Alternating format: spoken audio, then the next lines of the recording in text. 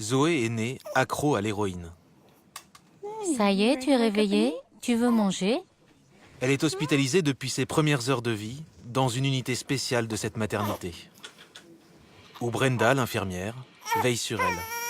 Ça va aller. La mère de Zoé s'est droguée pendant toute sa grossesse.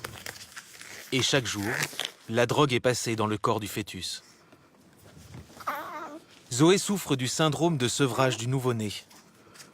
Cela ne se voit pas forcément, mais elle est en manque d'héroïne. Le manque, c'est très douloureux. Ça lui donne des frissons, elle a beaucoup de diarrhée, ses fesses sont écorchées. Ça provoque aussi des douleurs musculaires, elle tremble beaucoup. C'est très gênant. C'est comme lorsqu'avant de vous endormir, vous avez l'impression de tomber et soudain vous sursautez. Elle ressent ça constamment. Elle a cette impression à chaque seconde. Le seul moyen d'apaiser la petite fille, c'est de continuer à la droguer.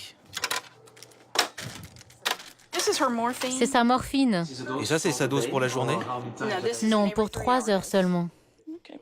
Allez, Choupi, voilà ta morphine.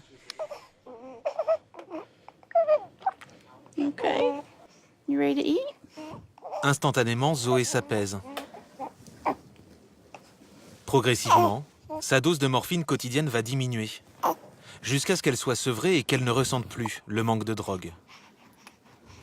Si tout se passe bien, la petite fille sortira de l'hôpital dans 1 mois.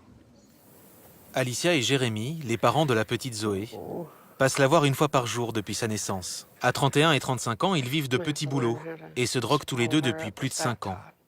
La grossesse d'Alicia a été une surprise, mais les parents n'ont jamais envisagé un avortement. Alicia a même continué à se droguer. Je connaissais les conséquences. Mais à l'époque, sortir et me shooter, c'était tout ce qui m'importait. Tout le reste, je m'en foutais. Et même si je savais qu'il fallait changer, je n'y arrivais pas.